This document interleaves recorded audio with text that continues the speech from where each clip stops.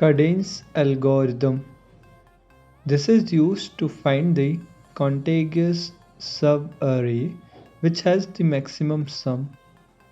This is one of the very important algorithm to solve this question in less time complexity.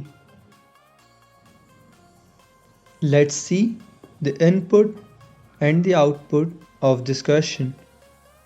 The input has an array with n number of elements. In this sample, the sum of all the elements in this array will give us the maximum sum. So, the output is the maximum sum we get. Let's see another input and output for the better understanding. Here, we are given an array with n number of elements. Here, the maximum subarray sum is 11. When we add 5, 4, 2, it will give us the sum 11. This is the maximum out of all the subarrays present in the array. So, our output is 11. Let's see one more input and output of this question. Here, we are given an array of n number of elements. Here, we can see -1 alone will give us a subarray sum, that is maximum out of all the subarrays present in the array. So, our output is -1 here. Let's see the algorithm to solve this question. In step 1, we'll iterate the array using loop. Here, the current is -1 and max is -1.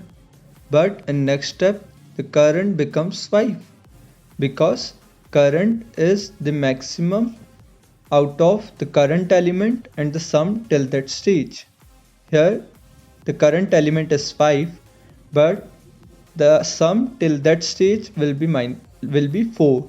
So we choose to go with 5 as our current.